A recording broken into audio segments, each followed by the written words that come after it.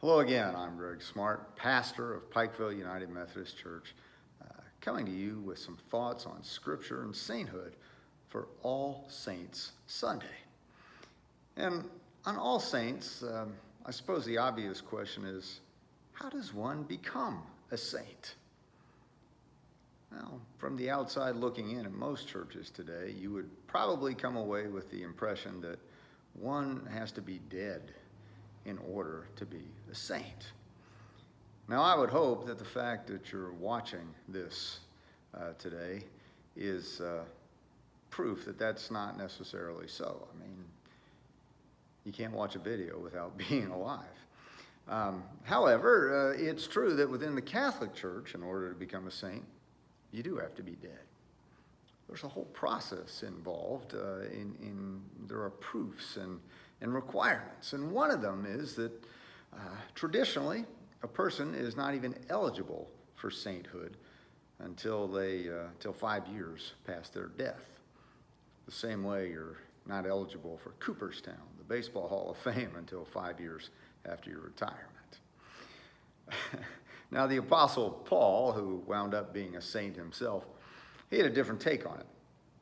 He felt that anyone who had committed their life to Christ had already entered the fellowship of saints. That's how most Protestant churches look at it, and frankly, it's a bit of a relief because very few of us can perform miracles, and it's rare these days for anyone to be called to die as a martyr. Now, most of us, we're more of what Robert Benny, the author, called ordinary saints. We are just people of faith trying to live as God would have us live. Not that that's easy, of course, far from it. However, we could be forgiven for thinking it ought to be easy because there are people who, publicly at least, make faithful living look like a breeze. For instance, what do you think it would be like to be Joel Osteen? You know, big house, fancy cars, you fly everywhere, probably has a staff member to make sure he looks sharp before he walks out the door, certainly before he walks out on stage.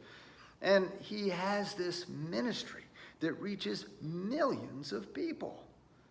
All kinds of folks look to him for guidance and wisdom. If you're Joel Osteen, you know that you're doing great things for God's kingdom. The same could be said of Bill Gaither. Here's a guy who gets to tour the country, discover and shepherd new talent, make a living with music. And he knows that millions find strength and inspiration singing his songs. And let's not forget Max Lucado. You know, the nature of his ministry means he can live anywhere he wants. And anytime he wants to write a book, he already knows it's going to be published. Millions of people turn to his writings for spiritual peace. And his words will live on long after he is dead and buried. Well, when I think of people like that, I often feel like a real underachiever. Like I should be doing a lot more, and maybe even like God could be disappointed in my efforts. And when I start thinking like that, I can't imagine any way I'll ever fall into the category of saints. Yet the reality is, there's only a handful of people whose ministries will touch the lives of millions and who personally live in ways we can only dream about. For the rest of us, following Jesus is a far humbler, far rockier affair. And I'm kind of thinking it's this humbler way that is more how it's supposed to be.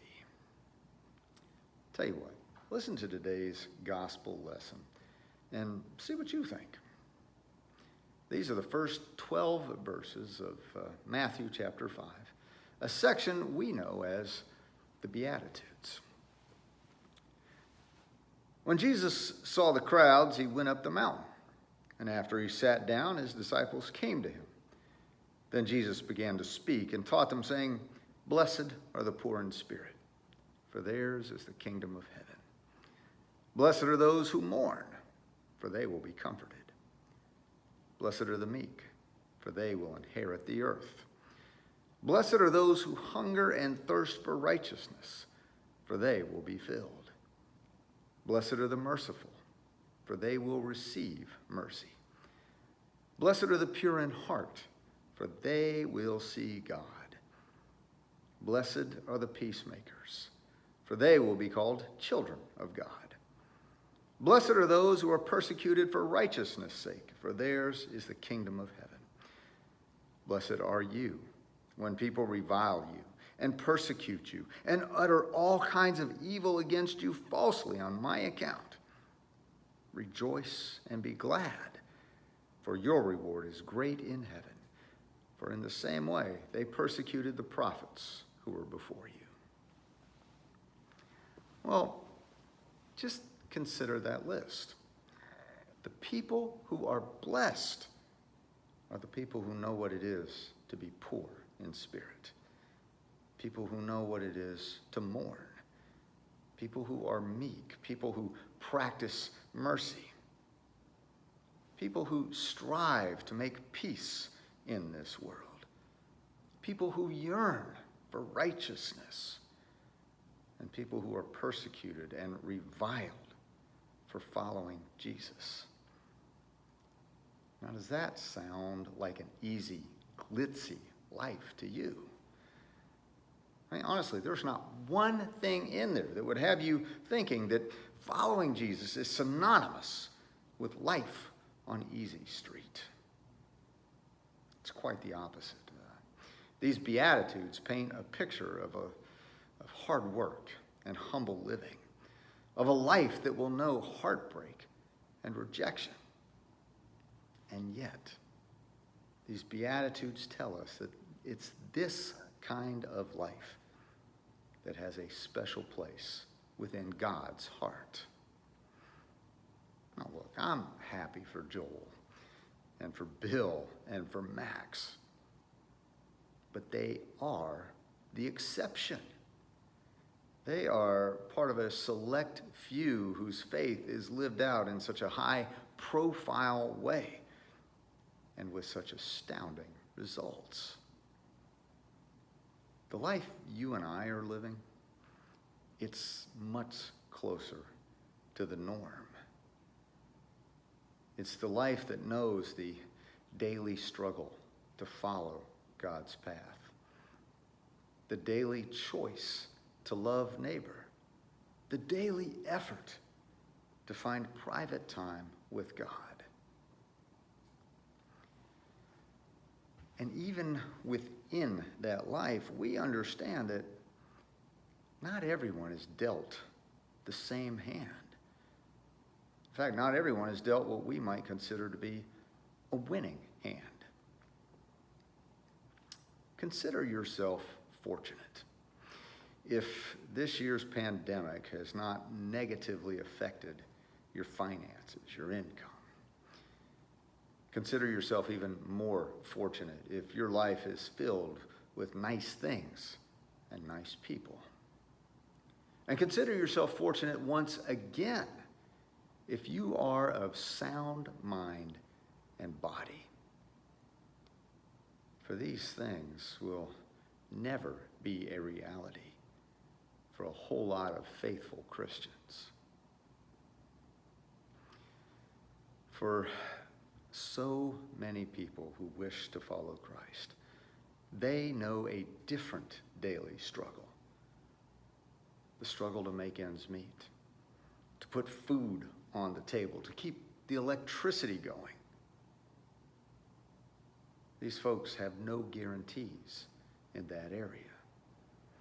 And then there are other folks who, either because of physical or mental issues, they have the struggle just to get out of bed in the morning, to do simple tasks,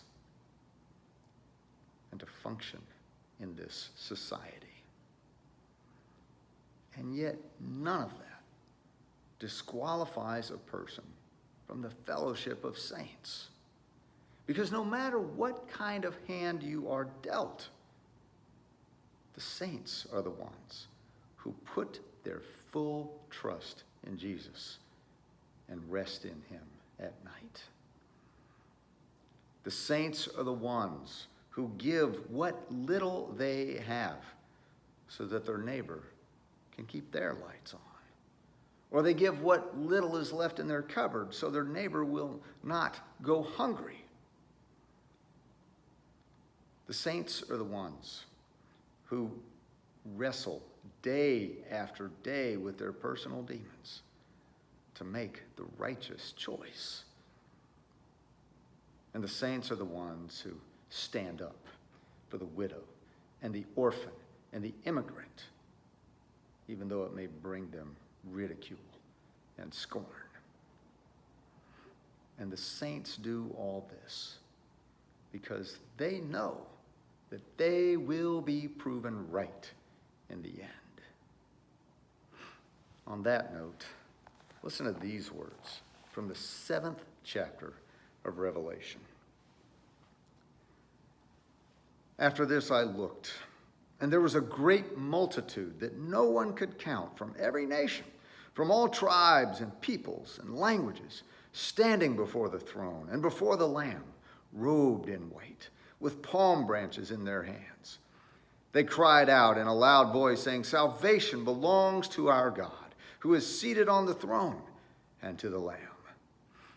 Then one of the elders addressed me, saying, "Who are these, robed in white, and where have they come from?" I said to him, "Sir, you are the one that knows." Then he said to me, "These are they who have come out of the great ordeal. They have washed their robes and made them white in the blood of the Lamb."